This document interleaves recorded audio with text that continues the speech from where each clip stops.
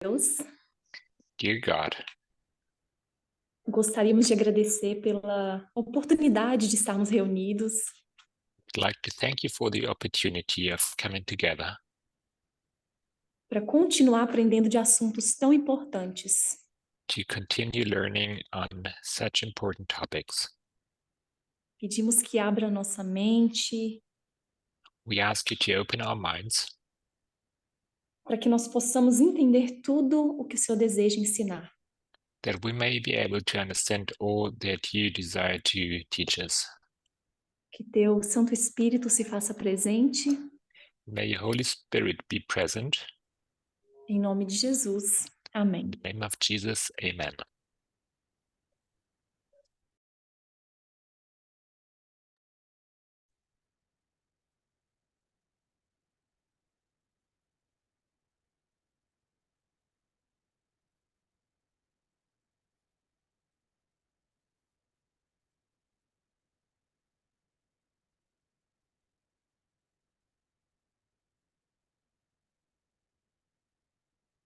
I want to welcome everybody back to my second presentation.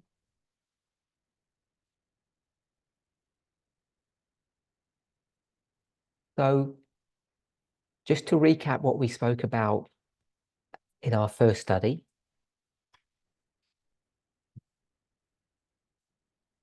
I wanted to try to answer some questions that I received.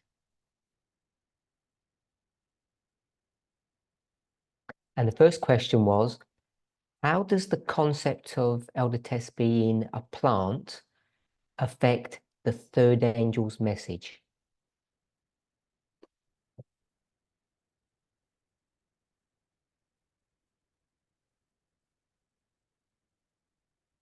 And what I didn't focus on yesterday, which was part of the question,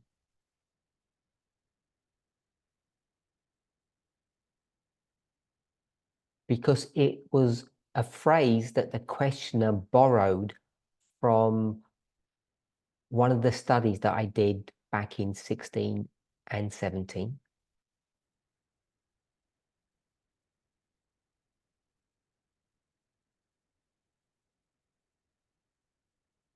So yesterday we used the concept or idea of observers or the audience and participants or actors.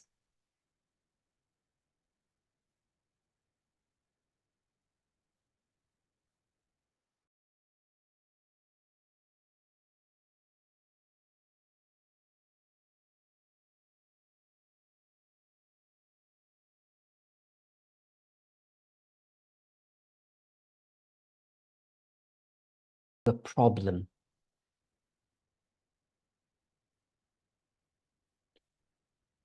And what I tried to portray in that statement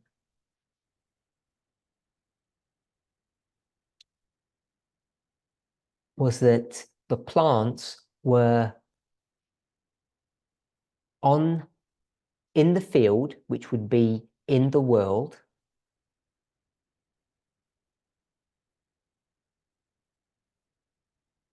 and they were receiving things from the servants, which would be angels.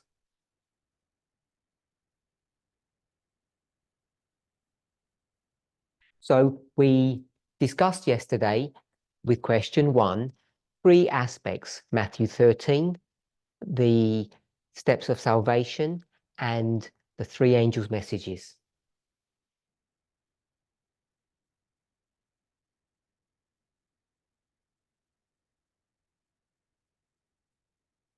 And we spent quite a lot of time developing and explaining how that study was put together.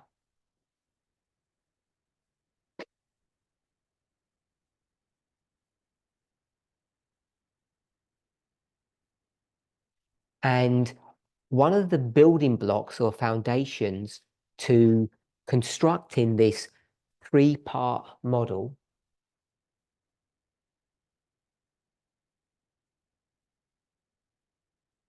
was to understand the difference and the relationship between the words and the structure.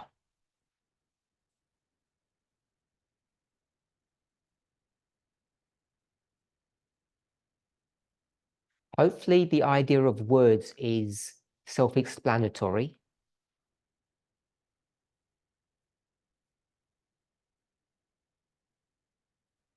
The structure can be comprised of various elements of different concepts.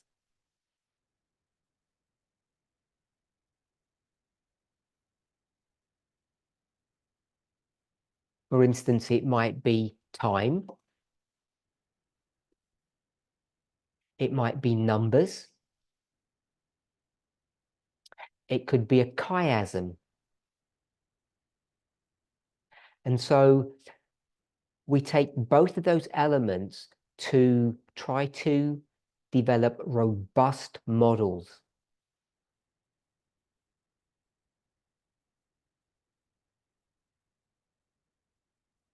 And hopefully you'll remember that the term models is just another way of saying understanding prophecy.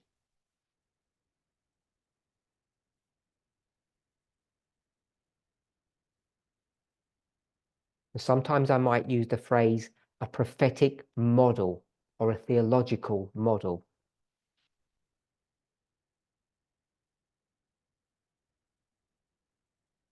So we discussed the various elements between the words and the structure.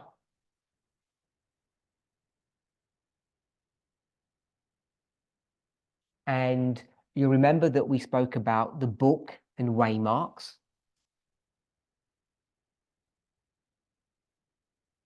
And we broke that down further into the book of nature or the world and the book of inspiration or the Bible and spirit of prophecy.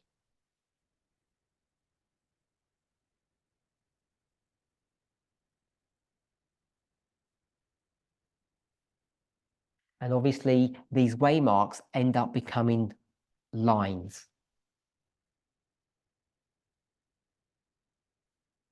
Gave an example.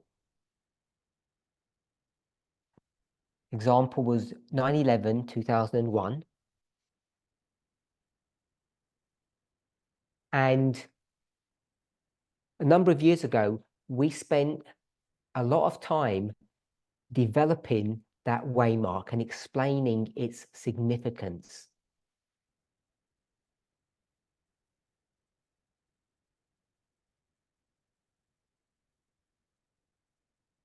I'm going to ask a question so you can respond on the chat.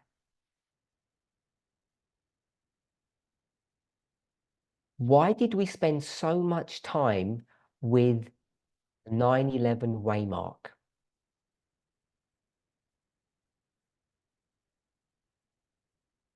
Why is it so significant?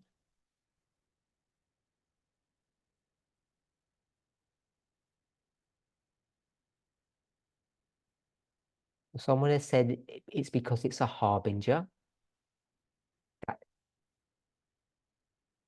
That's correct, but that's not the answer that we spoke of yesterday.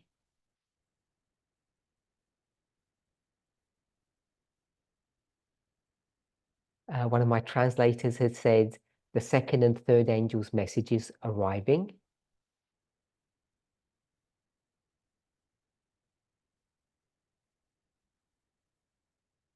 People have said confirms line upon line methodology or the structure.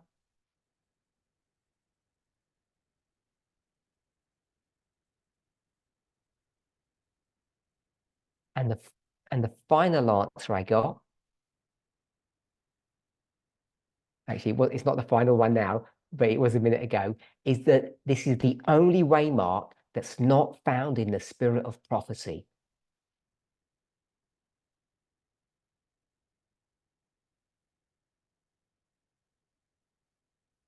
Okay, so several people have given that answer now. So separate to being a harbinger or the arrival of the second and third angel's messages,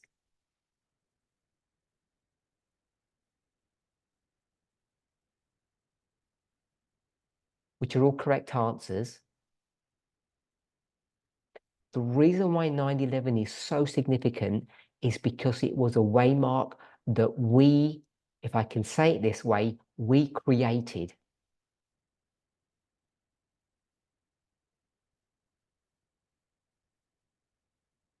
All the other four, which I hope we all know, you can easily find an inspiration in the spirit of prophecy. That's the time of the end, the Sunday law, the loud cry. Sorry, we'll skip the loud cry. We'll go to the close of probation and the second advent, because the loud cry is an intermediary waymark. It's not one of the primary ones.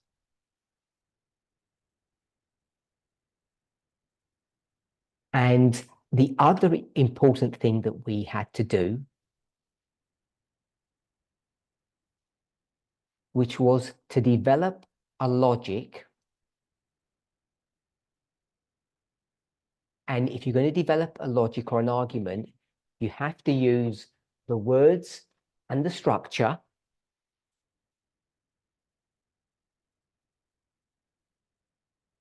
And they were found in Daniel 11, verse 40. Where we had to develop, or I used to use the word create, a new time of the end.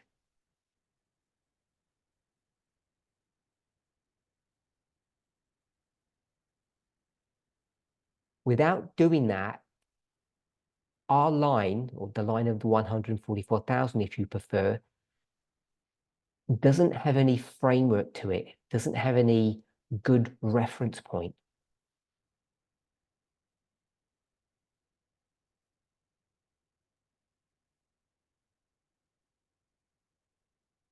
And what you're left doing is trying to understand what was going on between 1798 and, we'll say, the Sunday Law.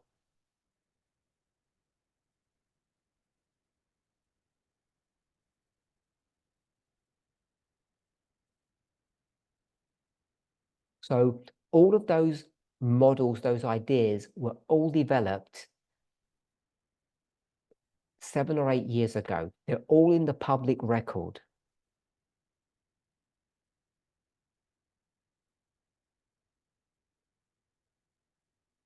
And the reason why they're significant today is not because we like reminiscing or going down memory lane.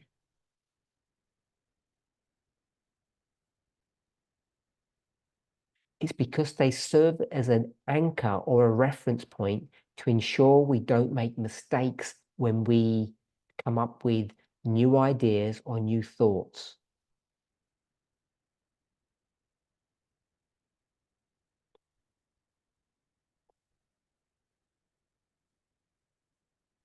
And if we're going to speak of 1798 and 1989, two time of the ends,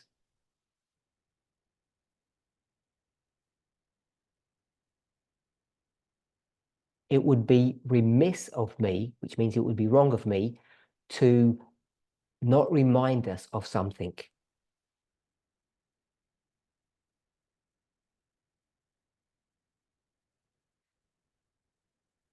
We spoke here in question 1, in the answer to question 1,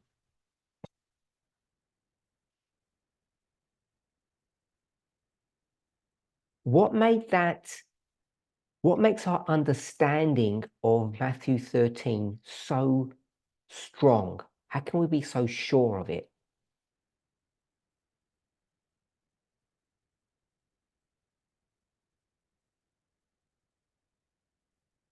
What did we do? We took various studies that were in and of themselves separate and distinct,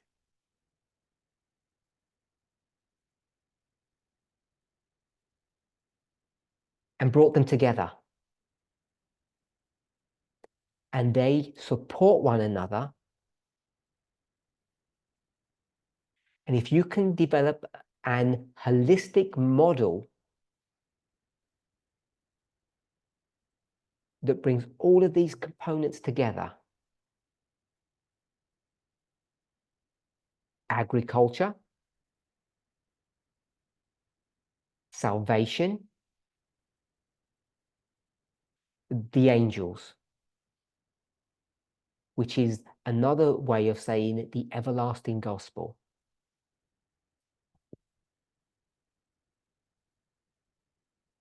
When you bring them together and you get a line or a prophetic model that works, you can have a high degree of certainty that you're correct.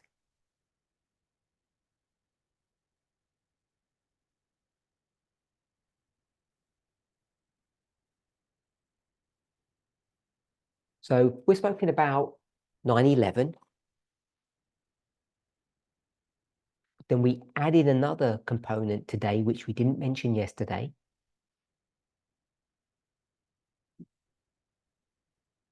To time of the ends. We will call it our time of the end.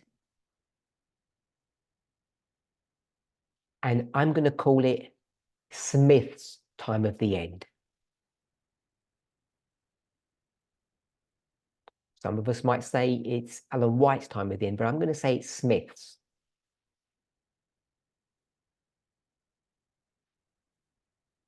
So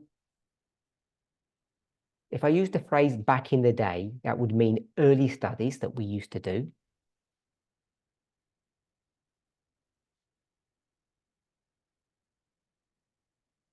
We would take the line that Ellen White gives us that begins in 1798 at the time of the end.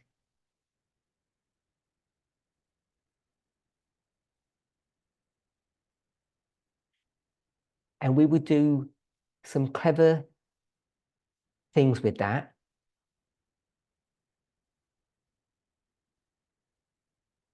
And what clever things did we do? What was the tool that we used that allowed us to interrogate that line? So this is the question. What tool did we use? What piece of information?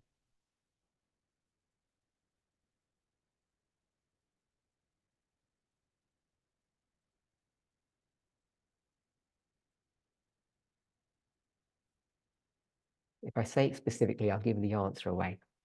Not typology. No, someone said typology.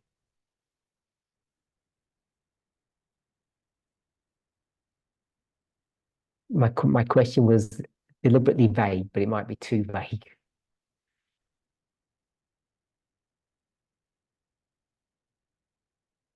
Okay, I'll wait for one answer more, or if not, I'll give you my thoughts.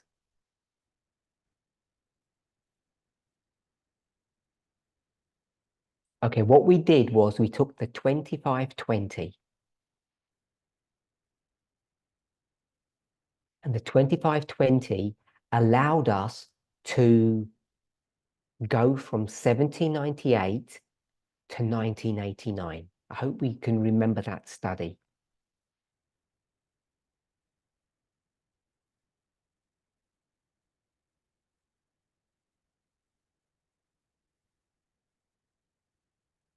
But by and large, we had two lines, the 1798 line and the 1989 line.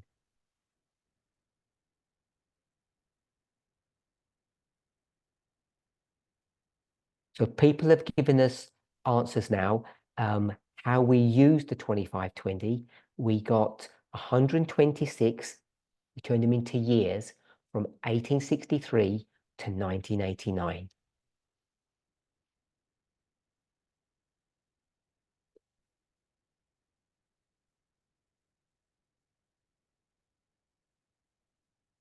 So I said it would be remiss of me not to make an observation.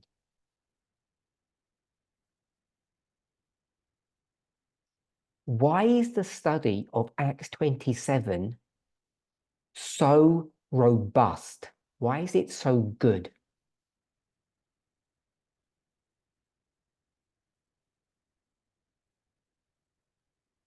Based upon what I've just said a moment ago,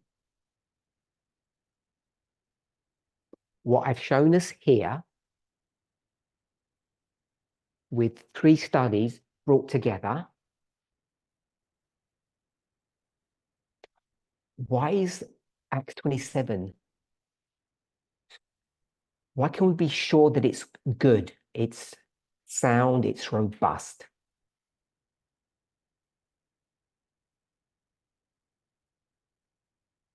Okay, so people have given some really good answers.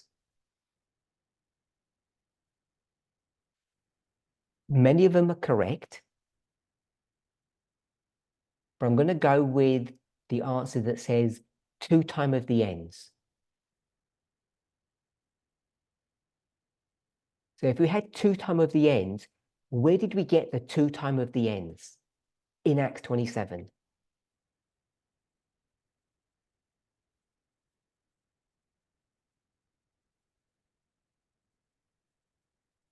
Good. 2 ships. It's one of the few studies, like Matthew 13, that takes 2 different ideas or models and brings them together in a unified way.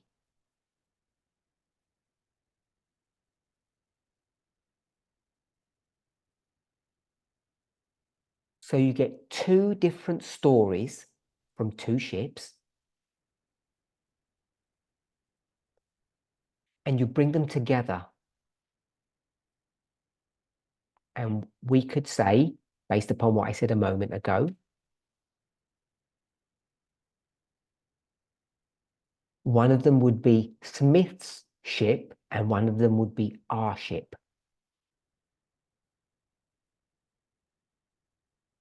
But of course, Smith had no idea about this study, so attributing it to him would be a bit redundant, really.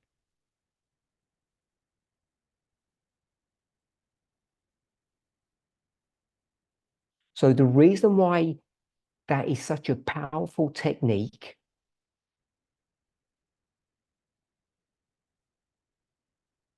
because we can get 2 independent, separate stories of 2 ships,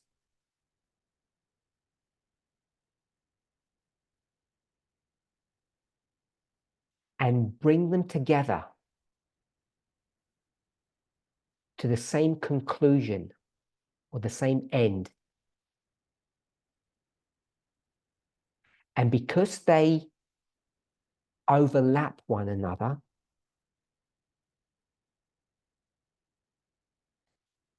it gives integrity to the study. Now, the weakness in many studies that people do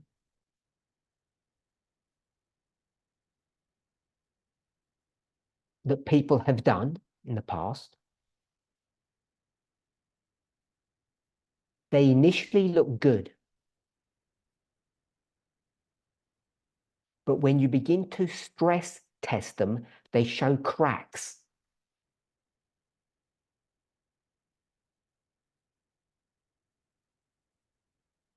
So a stress test is when you begin to investigate. And the reason why we begin to see cracks is because many of these studies are, I'm going to say, unidirectional. They're only based upon one perspective.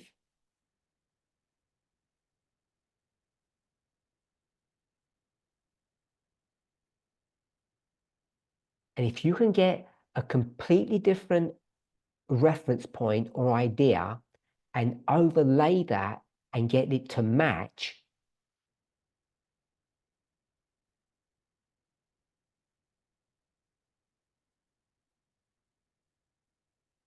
you'll begin to see that studies or your own personal study would have integrity. It would be able to withstand investigation.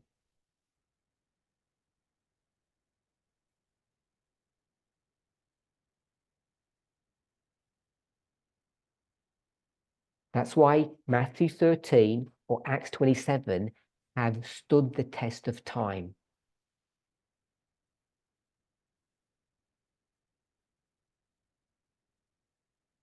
It's not because they were created or developed or taught, created, developed, taught.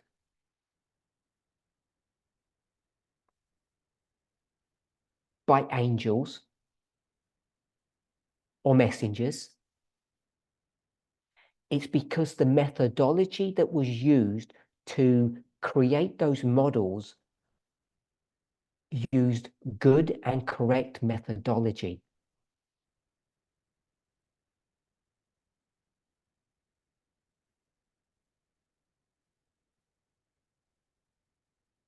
And that's what tends to be lacking in many good studies today.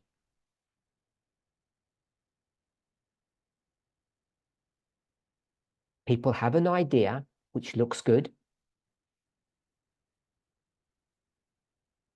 and they're, I'll say, not able to. They're not able to put that study to one side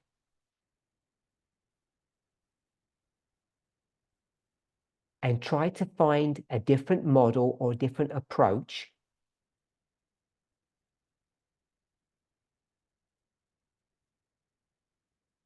which they can then overlay on their first investigation or first study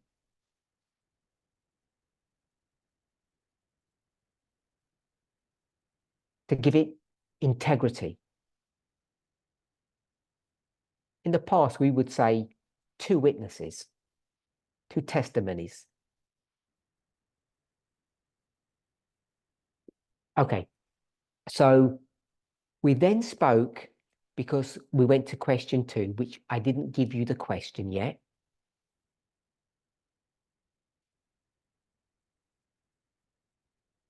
But I said it's about radical feminism. So it's not on the board at the moment. I erased it. So if you have a mental picture of yesterday, I'd written radical feminism above liberal feminism.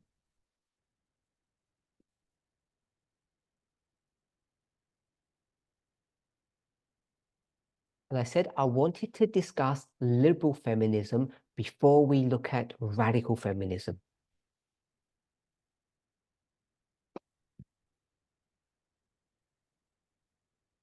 The reason I wanted to do that is because I think some of us, not all of us, but some of us have an incorrect understanding of what liberal feminism is.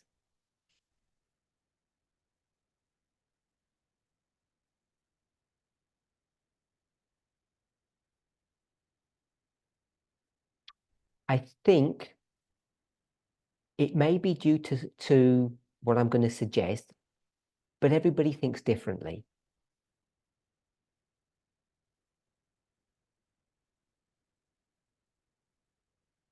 Almost all of us are ex-Adventists.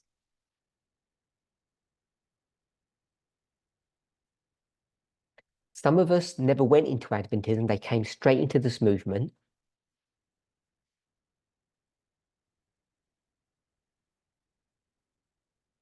I hope the next statement isn't too provocative.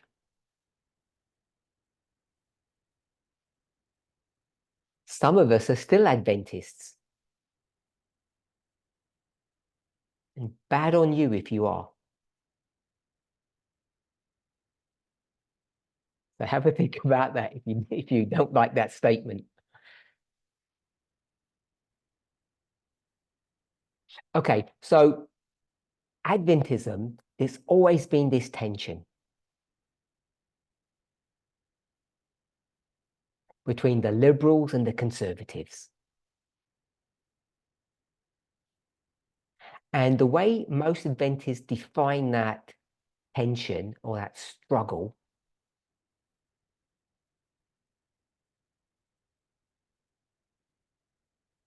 is those that follow the rules and those that don't.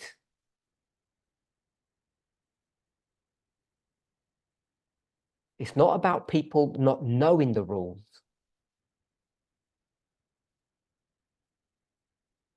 Liberal Adventists don't care about them. They just do what they want.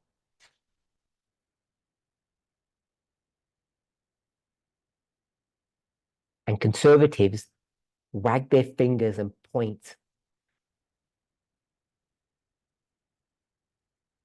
because these liberals don't care about the standards.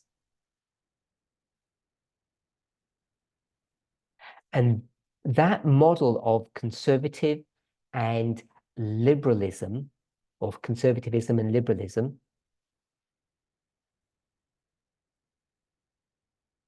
has so permeated our thinking, so saturated our minds,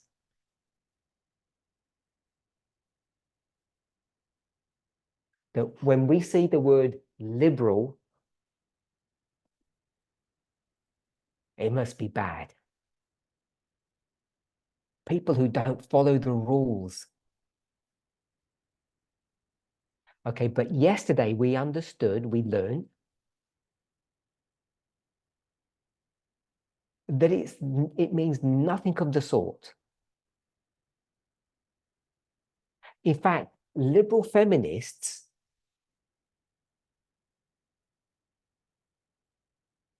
do they follow the rules or do they break the rules? What do you think? Just put follow or break.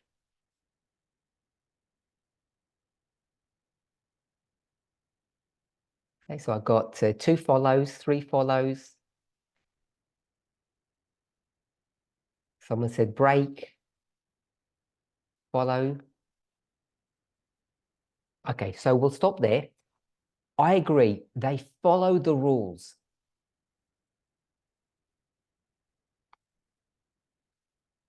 So when this term is used, that word liberal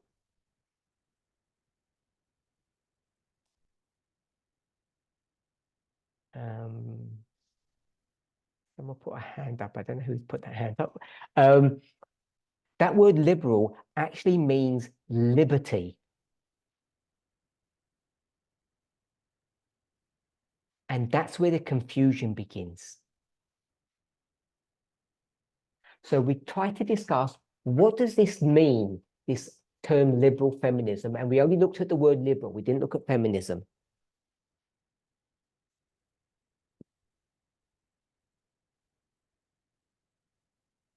We have 3 answers. I'm going to say 3 to make it simple.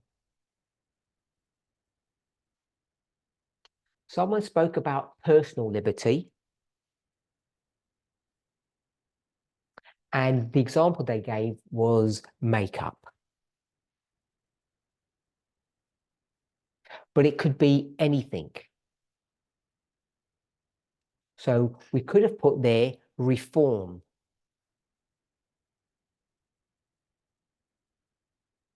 What you wear, how you look, what you eat, your job, where you live, what you do with your money. We could encapsulate all of those ideas and just use the word reform.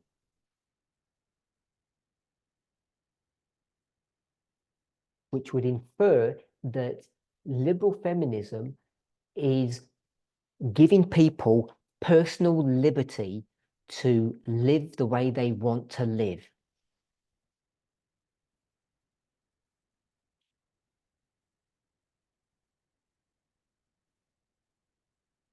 I'm going to phrase it this way.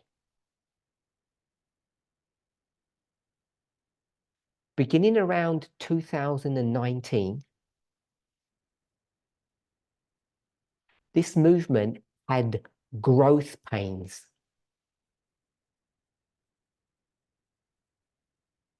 And that growth pain was about how we understood and related to this idea of liberty.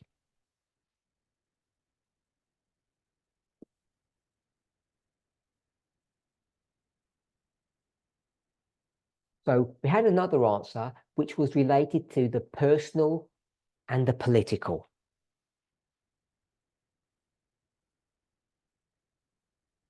We didn't develop that answer, and I'm not going to do it today.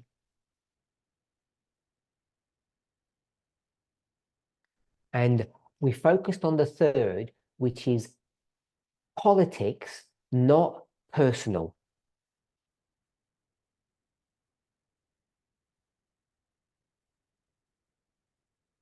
And what that meant was the following. Liberal feminism does not care about the personal.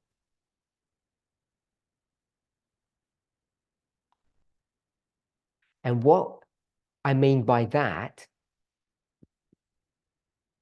is that individually, we are expected to sacrifice.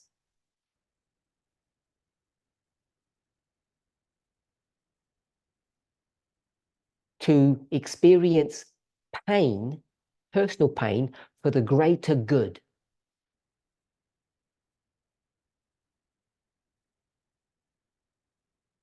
So we've got sacrifice.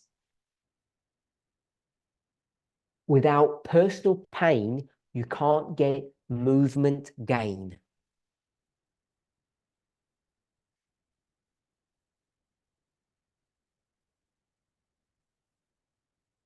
In war, it's not only acceptable, it's okay, it's fine for soldiers to die so that the kingdom or the army can win.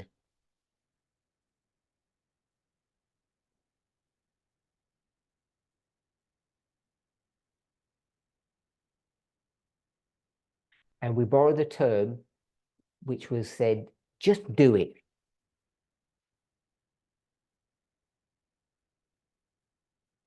Don't look at your personal pain. Don't look at what it costs you. Just do it.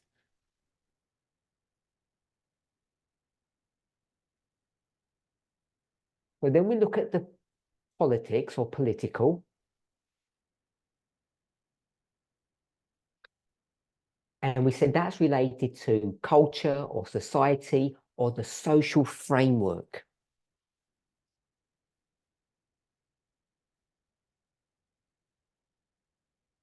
So is liberal feminism, with that definition, something that is good or something that is bad?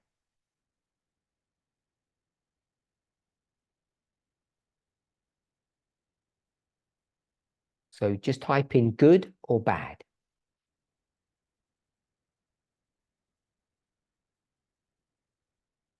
So we've got bad, bad, good, good.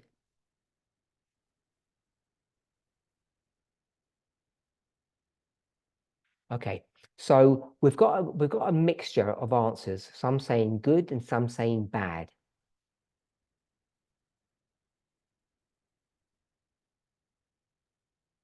So we don't have the opportunity to talk, but for those of you who have said bad, I wonder why you think it's bad.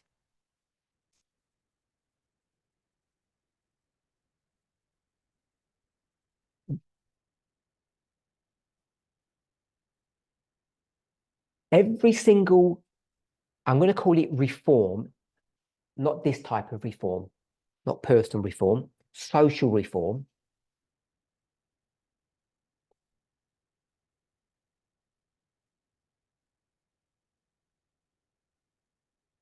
Every social reform that we have, when I say we, let's confine ourselves to the American dream.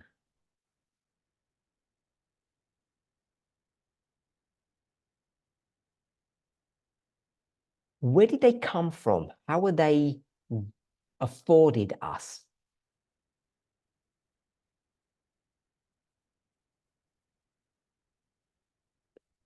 in the context of our study, remember? And the context of our study is what?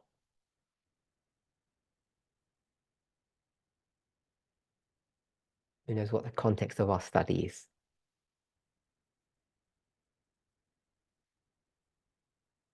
Okay, so someone has said a phrase, take the first word out, and that's the context of our study. Feminism.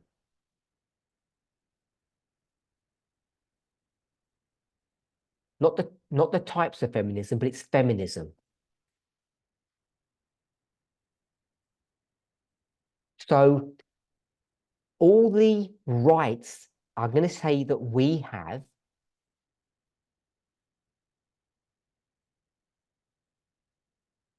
who gave them to us? How did we get them?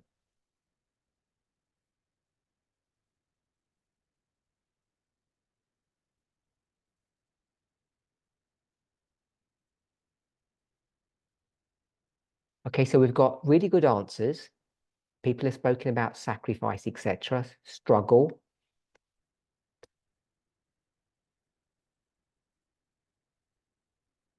So what I'm going to say is that all of the rights that we have was won by whom? Who won those rights for us?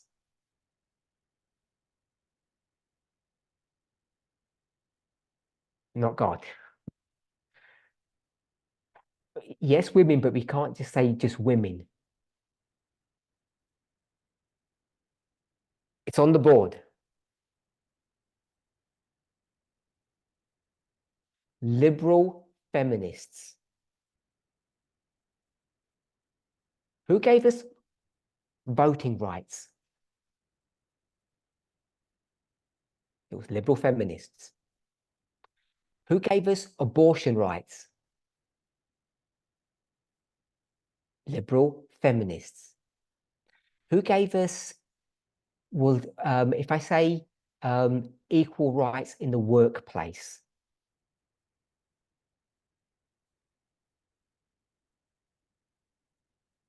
Liberal feminists have done everything that we now have today. They are the ones that gave us this. We're in this place now because of them. Sorry, that was a bit long.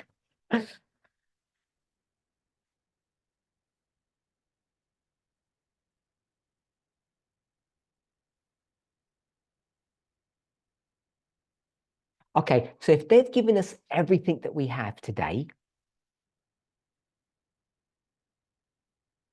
why are some of us saying, oh, it's bad?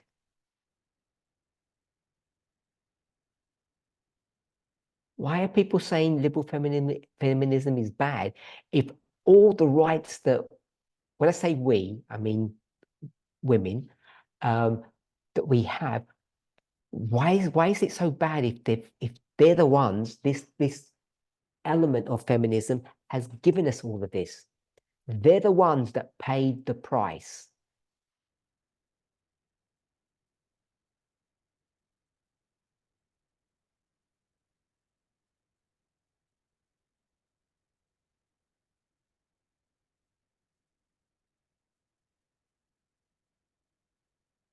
So someone has said because it left out various elements of society.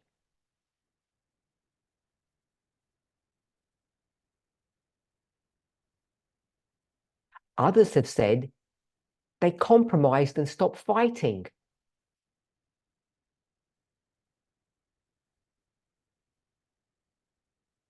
Others have said that liberal feminism was incomplete.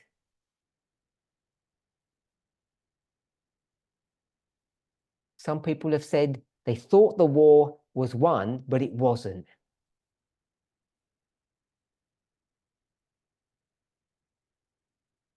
And someone said something about their brains, which I won't mention. I like that answer. Okay, I'm going to go with this answer. I have to scroll back a bit.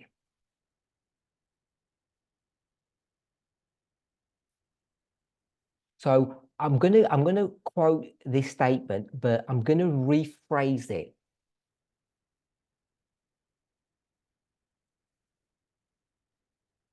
Because I think the answer is almost correct, but I just want to add a nuance to it.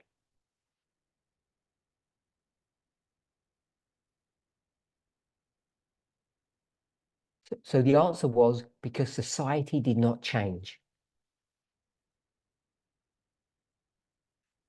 So what I'm going to say is liberal feminism, what it did was the following.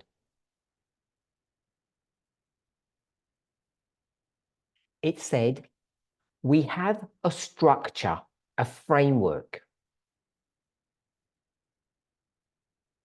We have a way of doing things.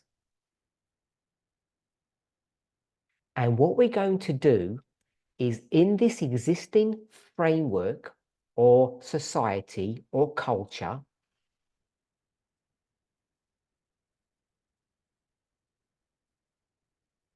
whatever you want to call it, what you have that is existing, that is there,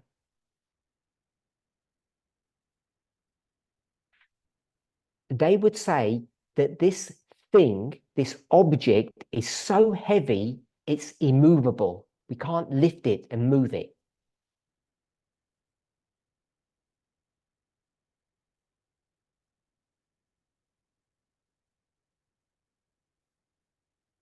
If you try to put a hammer and chisel to it, it won't break.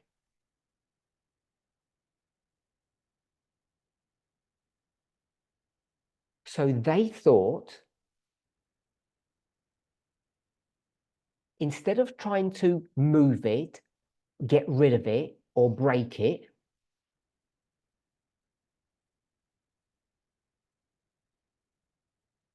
which we, the liberal feminists, can't do, what we'll do instead,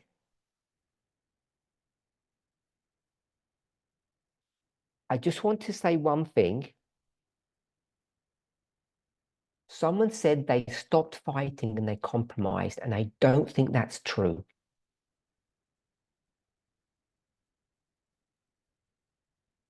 Someone said it was incomplete, and I don't think that was true.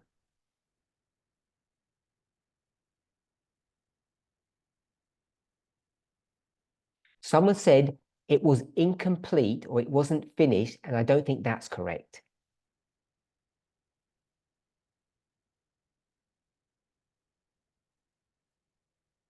Someone said they thought the war was won, but it wasn't, and that is partially true.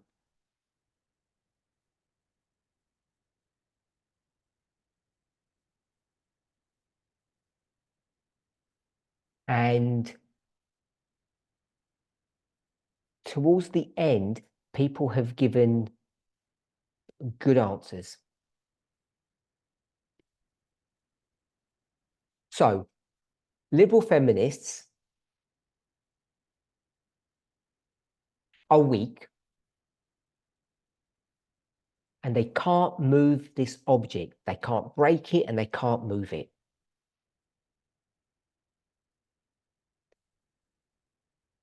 So I said that they're weak, but they have some strength. So instead of trying to move it or break it, what is the it? The it is the social framework. They cannot change the social framework. They don't have the strength to do it.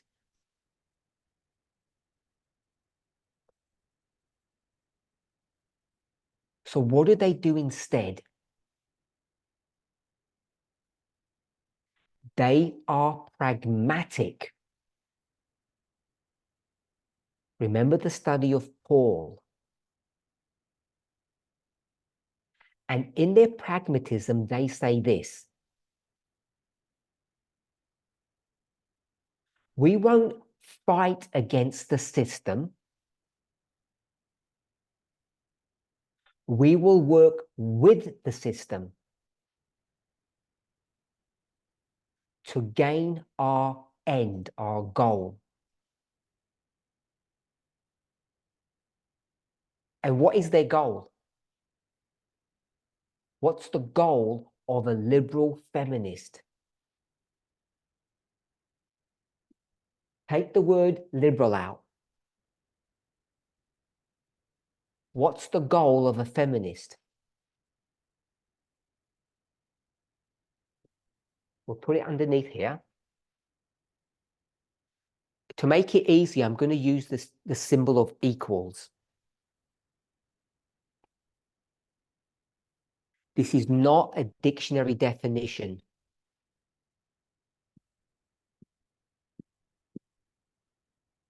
Feminism equals equality. This is not a dictionary definition. It doesn't mean that.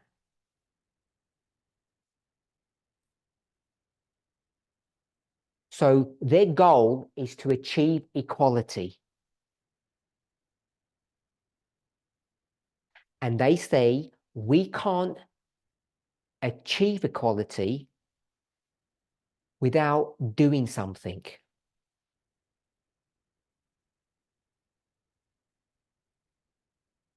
We can't break the system, the social framework.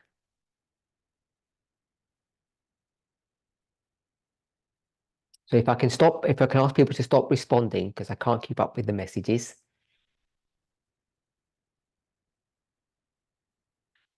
So they're going to work with the system.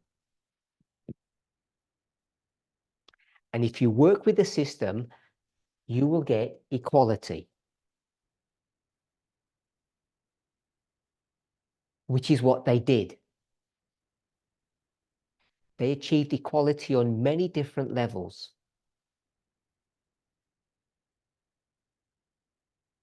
And as many of you have pointed out,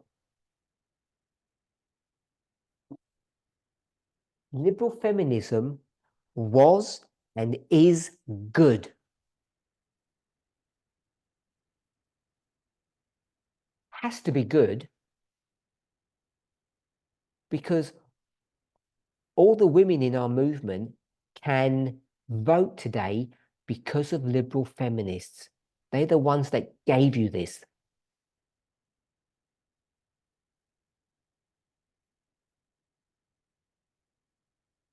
And the abortion rights, we'll say that you have, was given to you by was won by liberal feminists. Let me say that it was won by liberal feminists.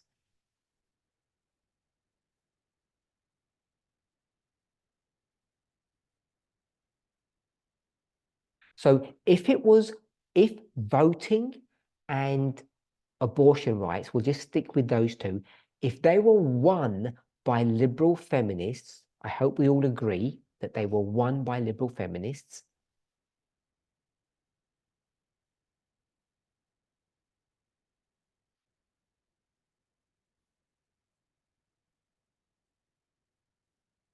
I'll take a risk that everybody agrees with that.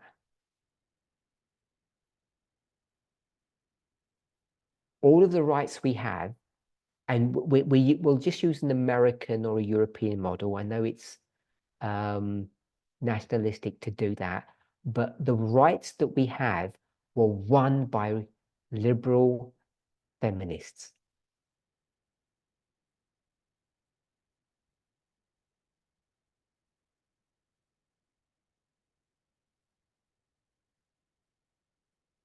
Okay, I've got two people agreeing with me, so I'll go with that.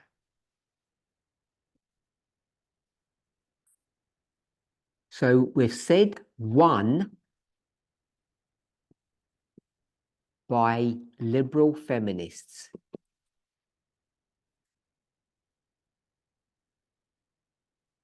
Okay, so if they were won by liberal feminists, all of these rights that we have, this equality,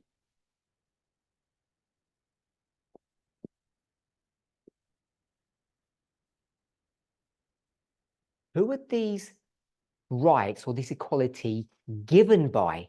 Who gave them to us?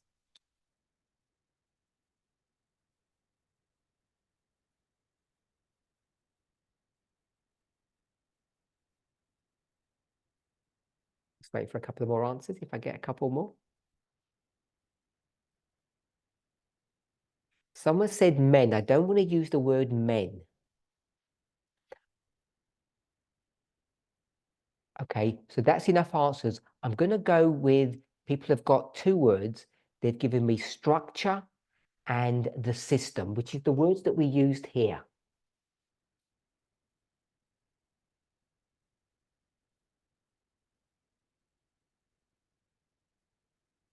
It was won by liberal feminists, but it was given by,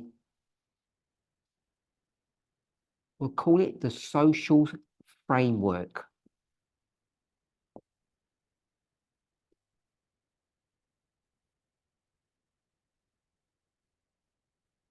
And we'll go with that provocative word that we all love to hate.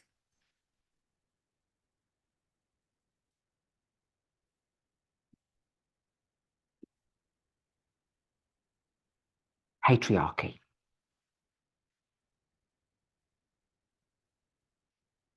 So it was won by radical feminists,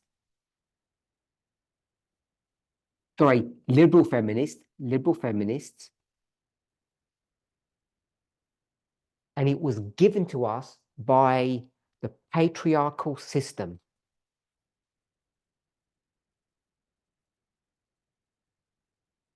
So that might surprise us, but obviously hasn't surprised many of you.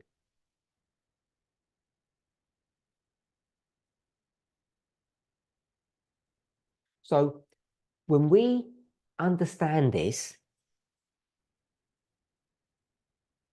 rather than using the word good or bad, which is what I offered you originally,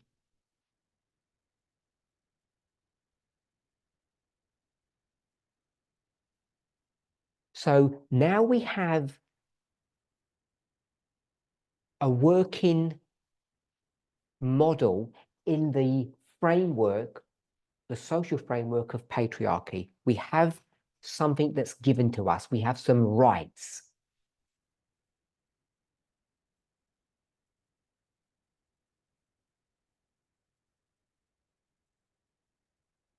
So instead of saying, is it good or bad?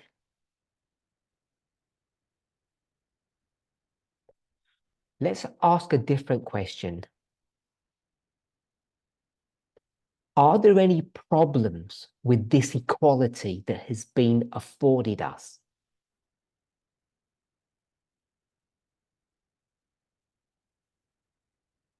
So the simple answer is yes. So this equality that we have is not strong and robust, it's weak and fragile.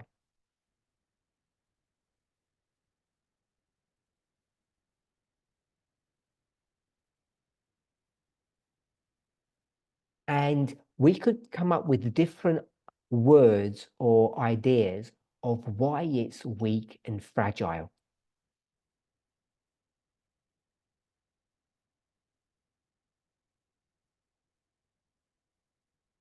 Someone used the word earlier that it was based upon compromise.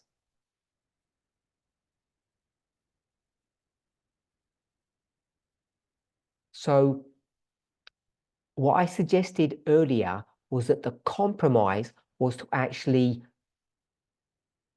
use the existing system to get your equality.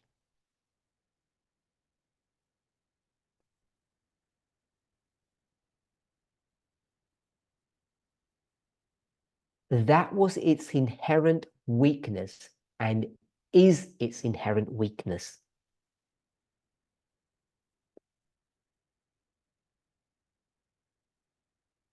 Because it's given to us by a social framework. And is that social framework pro-woman or anti-woman?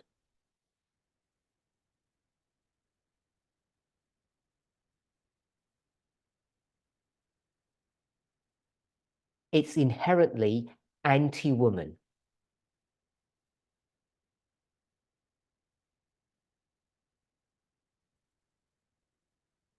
And that's the weakness. If you want to live in a framework that's inherently opposed to you,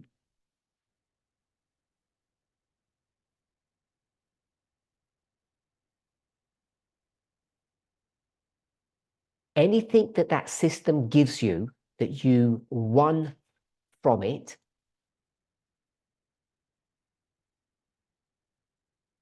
is inherently fragile. Because as people have said, what can be given one day can be taken another day.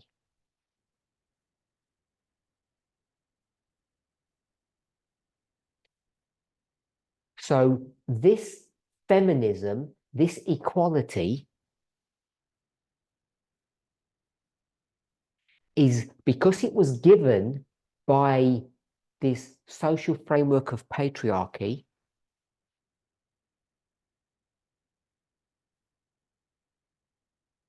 it's inherently fragile.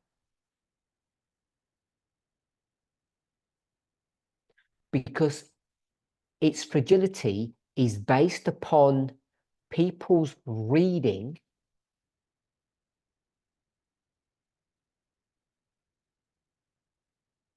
we'll say people's reading of the law.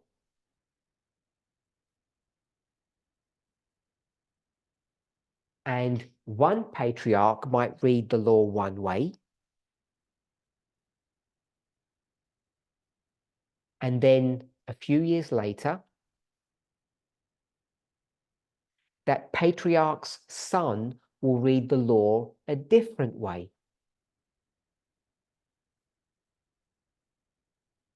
So therefore, this is how you can see its inherent weakness.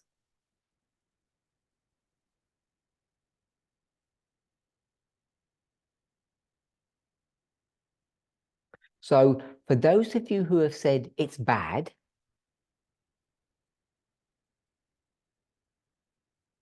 I want you to take your words back. And if you're not going to take them back yet, maybe as we discuss the subject in the future, you'll be willing to take it back then.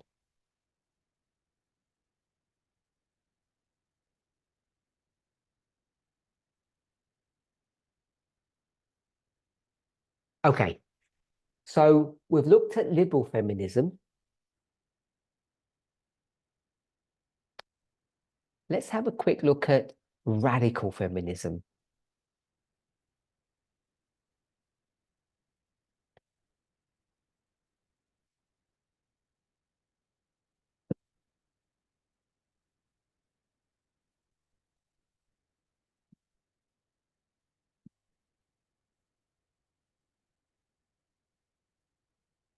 So let's have a think about radical feminism.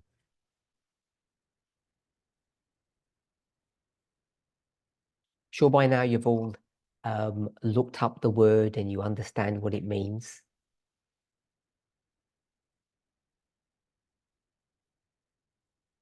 So last time I did a presentation on this subject.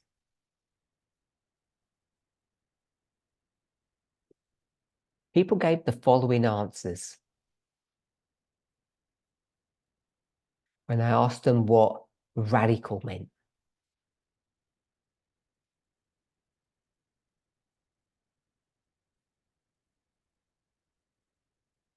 They said it means extremist,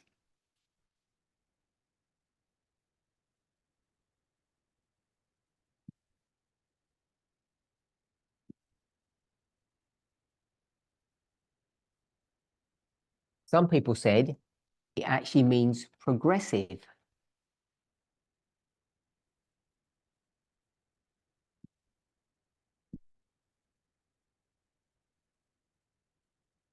Some people said it meant modernist.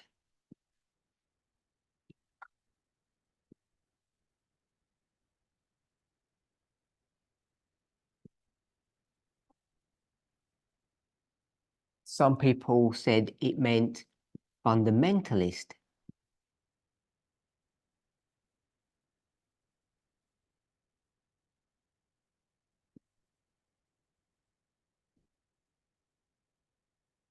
Some people said it meant being inflexible.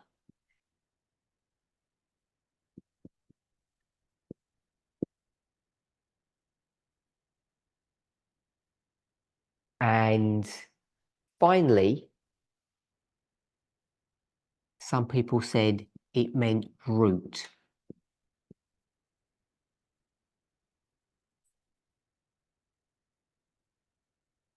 So tell me what you think the word radical means.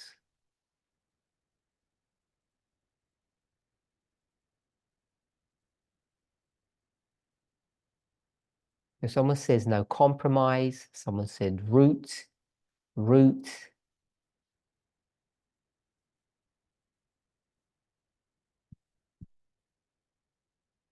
Someone said personal is political. Someone said it means to completely abolish the social framework.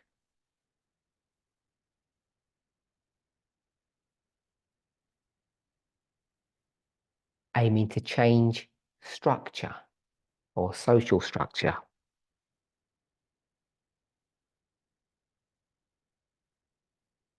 Okay, so many people have gone for the word root.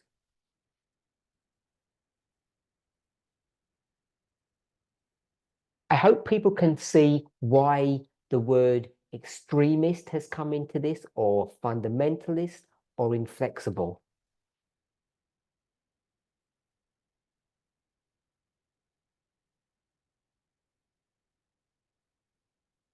Because when you take a subject, don't look at feminism, just any subject,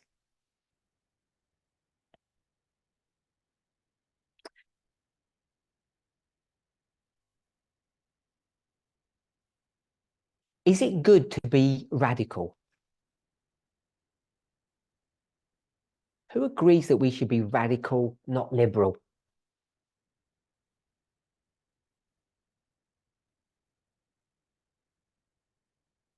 So someone says it depends. Sometimes it's good to be radical and sometimes it's not good to be radical. I guess that's what that means.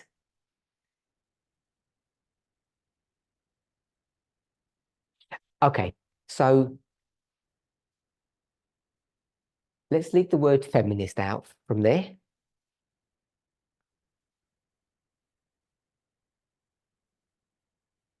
Let's think about reforms. Diet. So who is radical with their diet? Should we be radical? Or should we be liberal?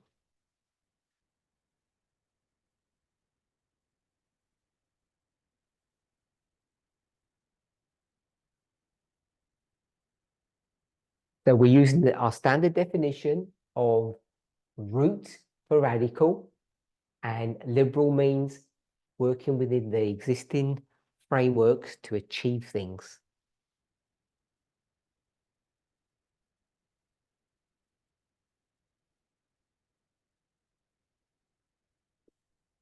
So let's think how we would approach this subject if we were going to be radical about it.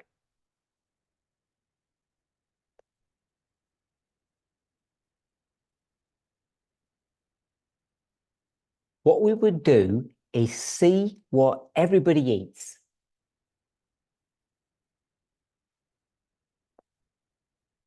And if we were to see what everybody eats,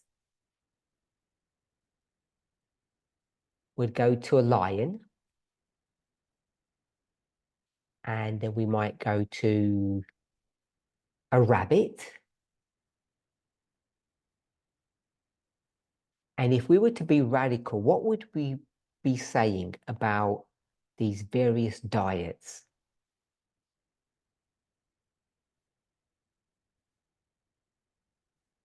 Are lions radical?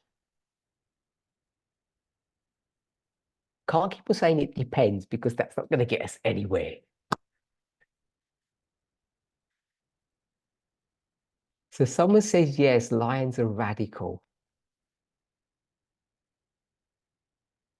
And some people are saying lions are not radical. Okay, so for those who have said lions are not radical, I guess what they're doing is the following, because I can't ask them. They will look at the lion's diet and they will go to the root.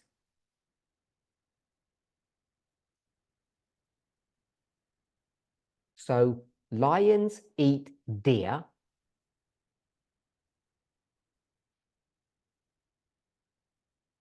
And deer eat grass. So if you went to the root, where does it all come from?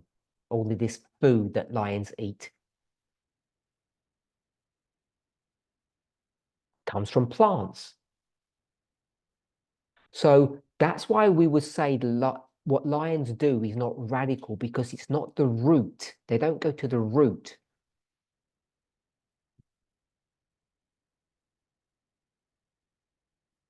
They're liberal. They work within the existing framework.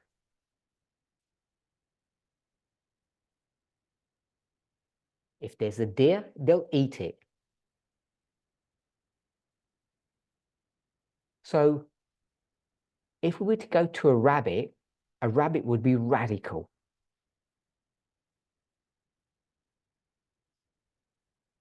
Because it goes to the root.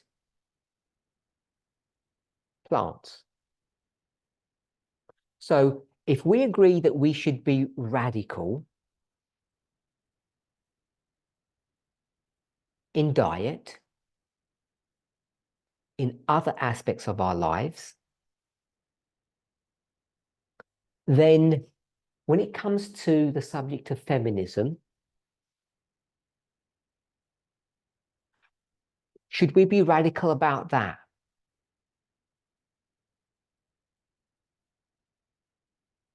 What do you think? Should we be radical? Okay, some people are saying, yes, we should be radical. So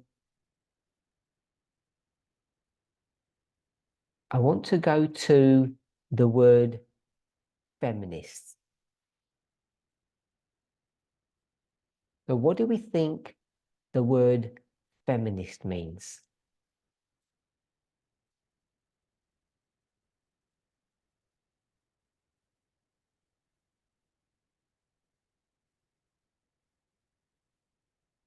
Tell me what you think feminist means.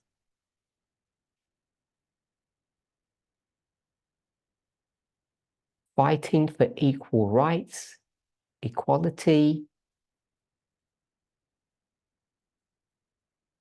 bring equality within the framework. Okay, so someone said bring equality within the framework. That's what liberal feminists did, but that's the liberal bit of it. I want to know what the feminist bit is.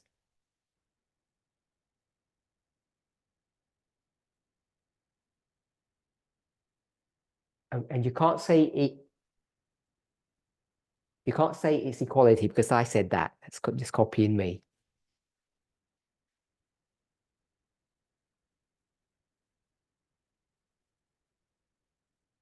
Equality for people from the point of view of the oppressed. Equality for the oppressed, equality for all genders.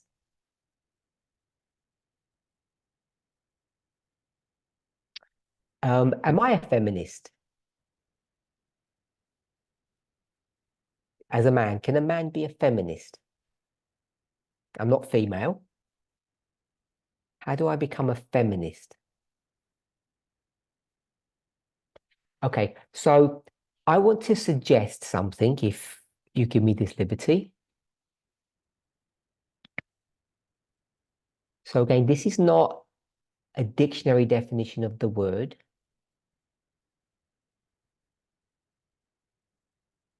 But it's trying to portray a concept or an idea.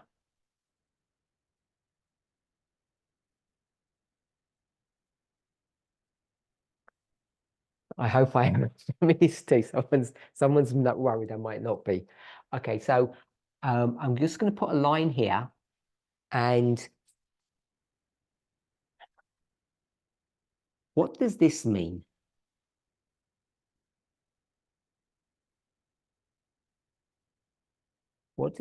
I don't know if it works well in your various languages, but it works well in English. BLM.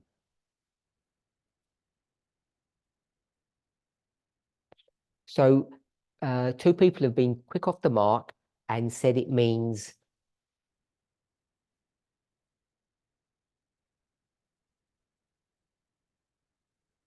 Black Lives Matter.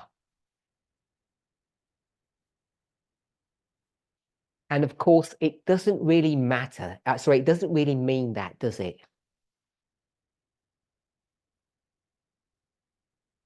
That's not a comprehensive answer of what this means.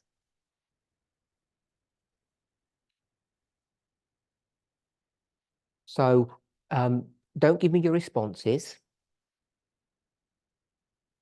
I'm going to suggest something.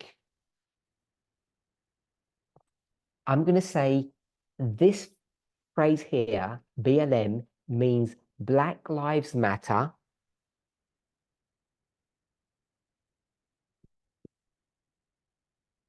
as well.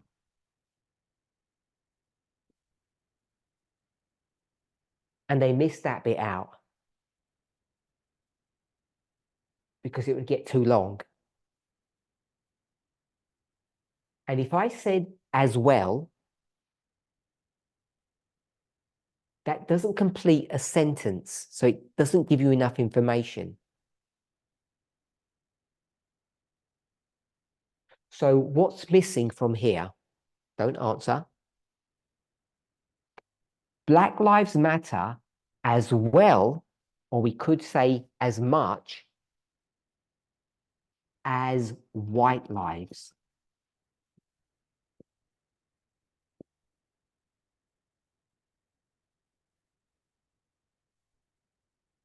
So all of this,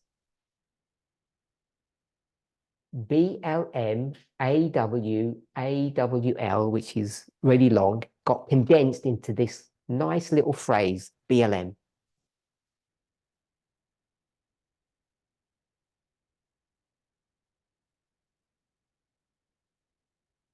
So we went to this model here, the model of race, so that we could learn something from the subject that we're investigating.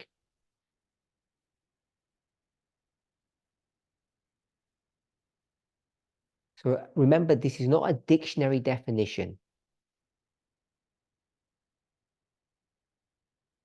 So what does feminism mean? Feminism means that women's lives matter as well as men's lives. So that's the definition that I would like us to use, at least for this study.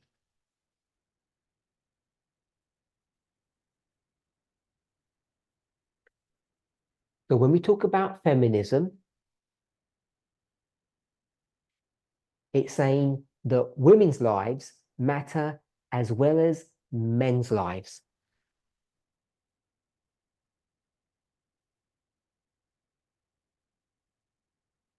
Or we could just say women's lives matter as well.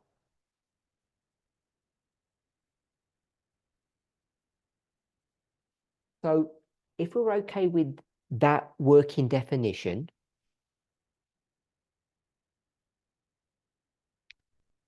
and then we say radical feminism, and we said that radical means root,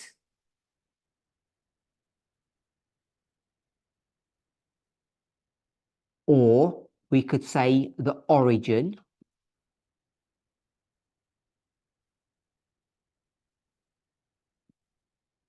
Some people might use the term alpha.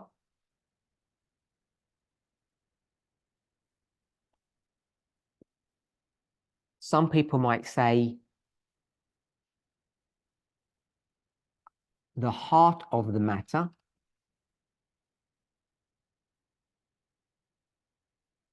Or the core of the matter. So if we've defined radical in this way, and we've defined feminism in this way, you can see why we now say, or why I said, feminism is the same as equality.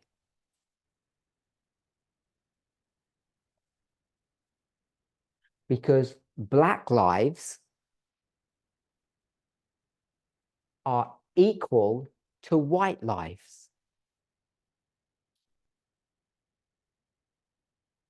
They're the same. That's why we can say feminism is saying that women are equal to men.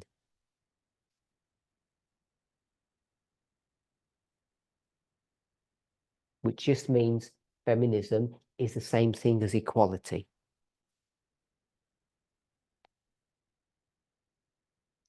So, what's the difference between radical feminism and liberal feminism?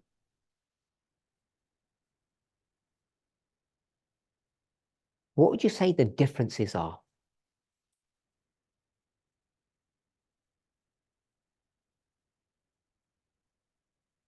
So someone says it's inclusive of all.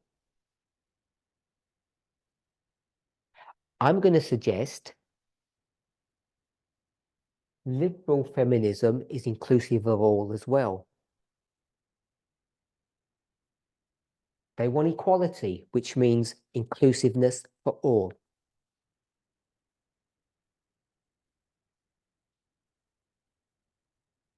Someone says the personal is political.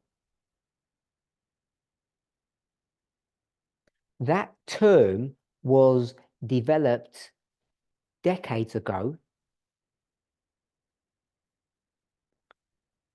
And I'm going to suggest it was developed, it was invented and then developed by liberal feminists, not by radical ones.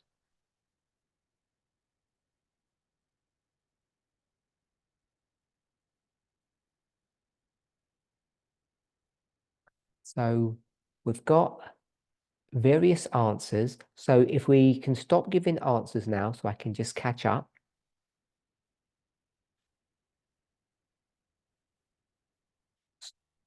So someone says radical feminism is we want to benefit men as well as women.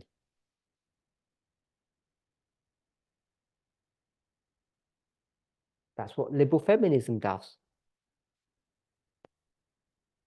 Change of heart or mind. So I don't think radical feminism does that any more than liberal feminism does.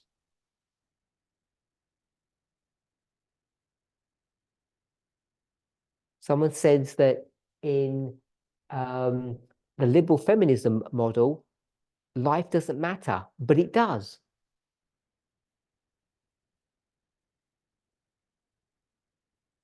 Because it's got equality right there. So people's lives do matter. So I want us to be really clear about what the difference is.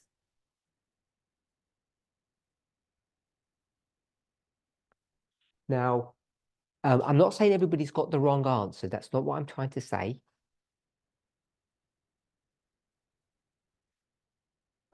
I think various people have got the right answer. So we're going to go with this answer. It's not the only one that was correct, but it phrases it in a very succinct way.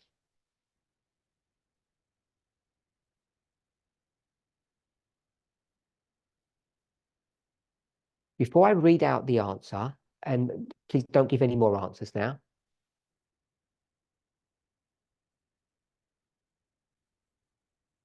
We have to stop looking at liberal feminism as bad.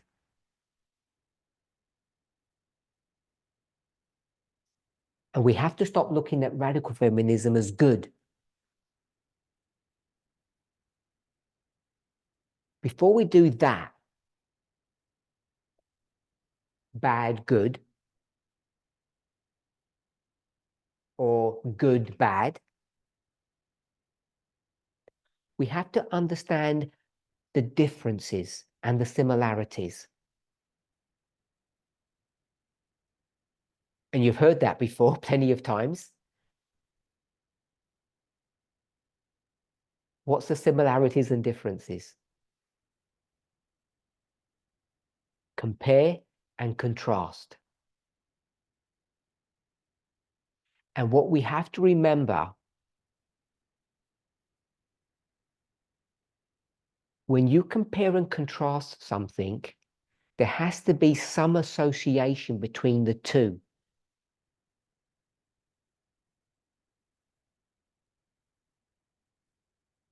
You can't go to Matthew 13, speak about a farmer and a nuclear power plant.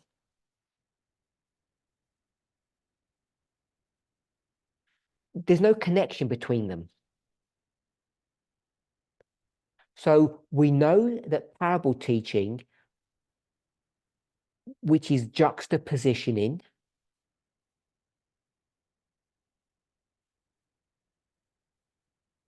forces things together that shouldn't be together.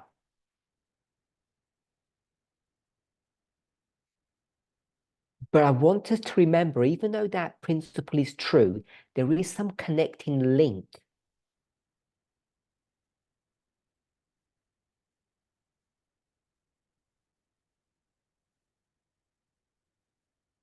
Plants and mathematicians don't connect.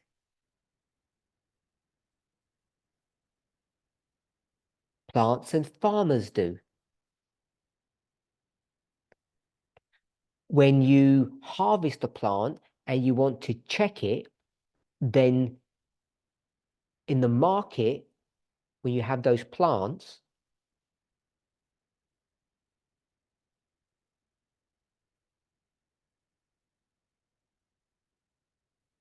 you don't put farmers with them. You put merchants. So we can compare and contrast these because they're both feminism. And now what we want to do is force them together so that we can see what the similarities are and what the differences are.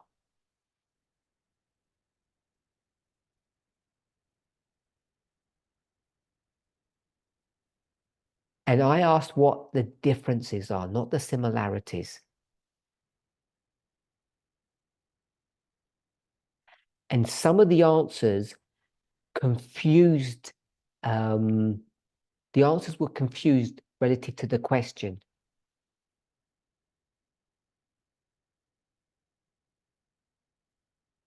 If you want to promote men's rights, which is good, as as well as promote women's rights, which is good,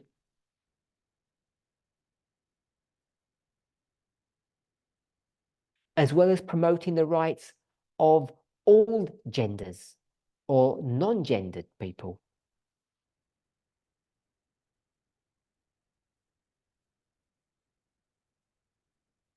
Which one would do that for you? Would it be liberal or radical? And people, some of us at least, seem to be confused on the answer to that important question.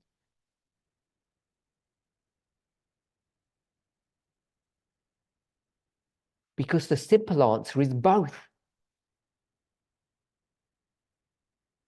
They both give you equality. So they both afford rights to everybody.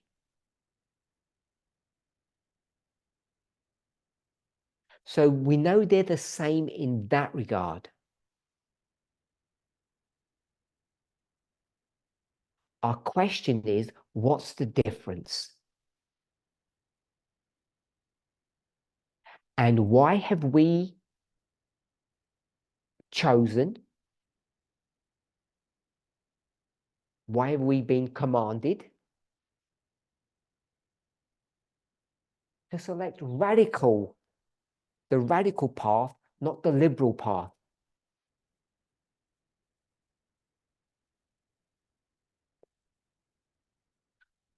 To answer that question, we need to know the difference.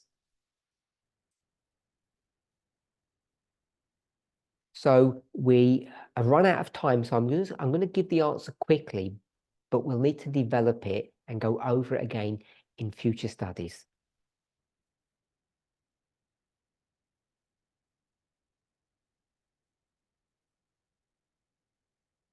What's the problem with the liberal path? The problem is that it achieves its goal, it's one,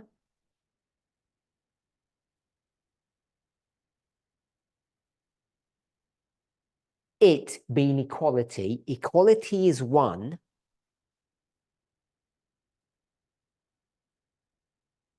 by employing the existing framework.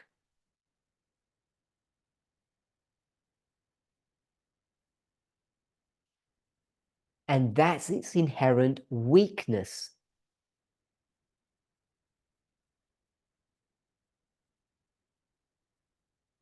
Radical feminism, on the other hand,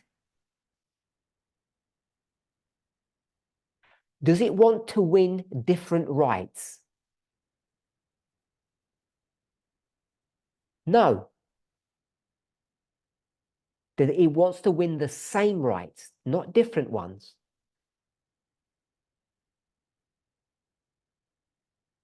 What rights does it want? Feminism,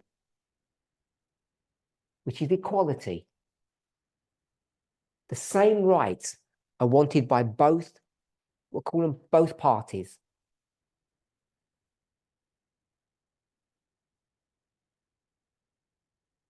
This one, the liberal path, is achieved by working with the existing system.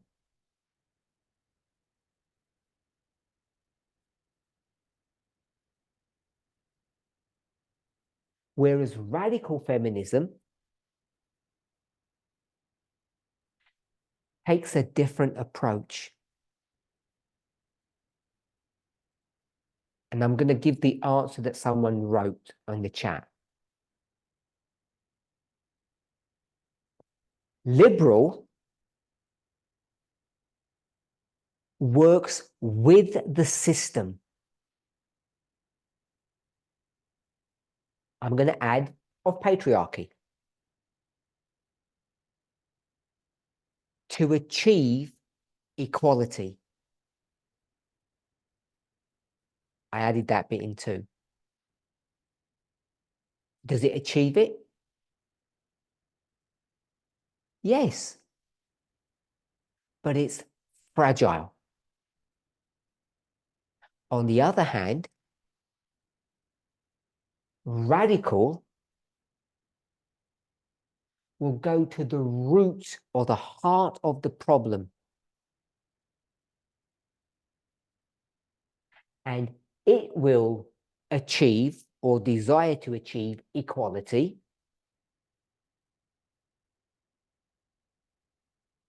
not by working with the system,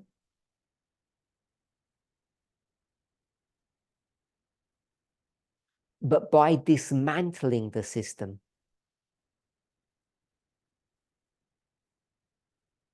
Or not working with the system, but working in a different way.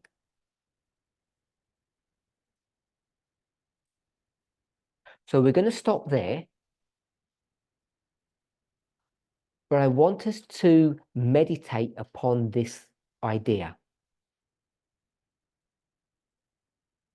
because it has many implications to our experience and to our message.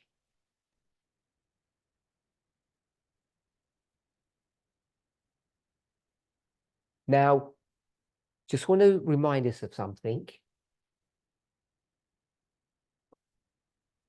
Society is built up of thousands, millions, billions of people.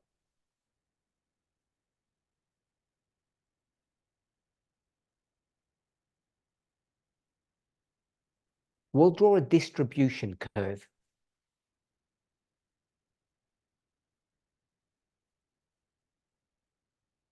Looks something like that. This would be, I'll just leave it at that without defining the axes. Where would the majority of people be?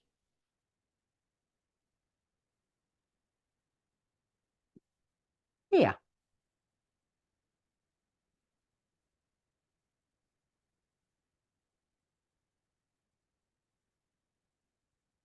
Where would the minority of people be? Here. Or here. What word would we use here, perhaps? We'll go with average or the norm or accepted. What word would go here? Pick one of these ones. We'll go with extremists. Who likes extremists? Who would want to associate themselves with extremists? So this is the problem with being radical. No one likes you. And the majority of people who follow the norms of society don't want anything to do with you because you're extremist, you're fundamentalist.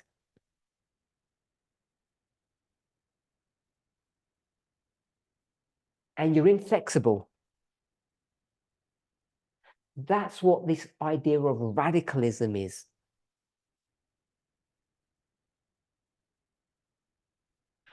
And this has prophetic significance. So in my list of questions, someone's going to ask, what about the Nephilims and the Levites? What happened to that study?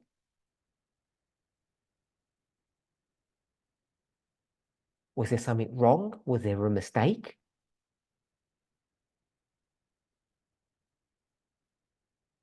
So I'll leave you with a rhetorical question, which I don't like to do.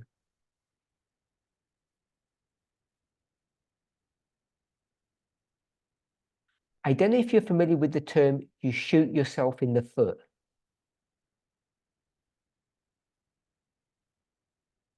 You're supposed to use your weapon to shoot your opponent, not to shoot yourself.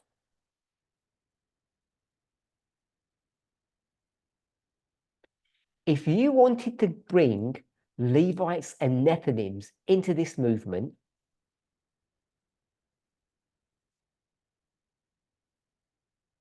what type of feminist should we have become?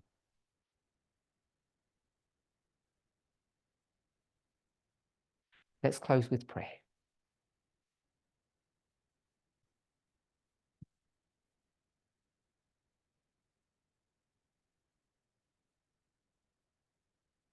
Holy God, we thank you for your goodness and your watch care over us. Without us noticing,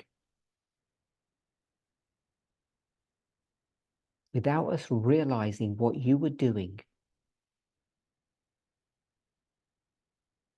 you have carefully, systematically, and subtly brought us to a place of difficulty. And even now, we haven't fully realized the difficult place that we have been brought to by you.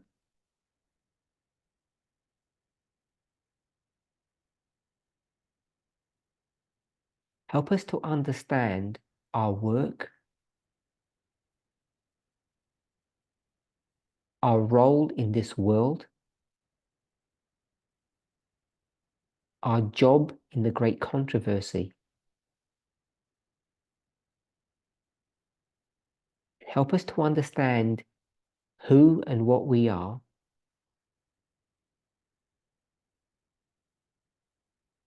through the lens of being radical. Help us to understand what that means and the implications of that.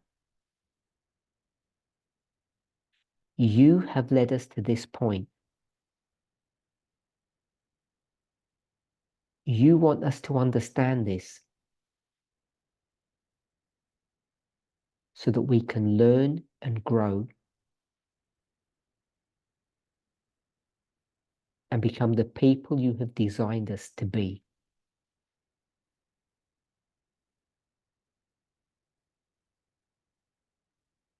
The 144,000. Adventism believes it is radical. But we know today, we are now certain that they are our counterfeit. And when we understand that, you can begin to show us what it means to be truly radical.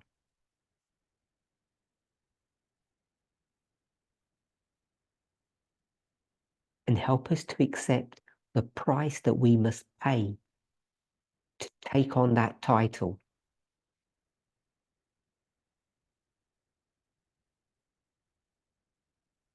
"2,000 years ago, you told us to take up our cross, that bitter pill.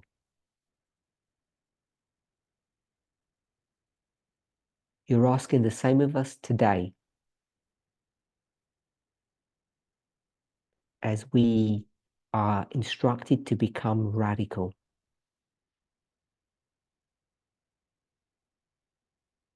Help us to do your will and to understand it. In Jesus' name.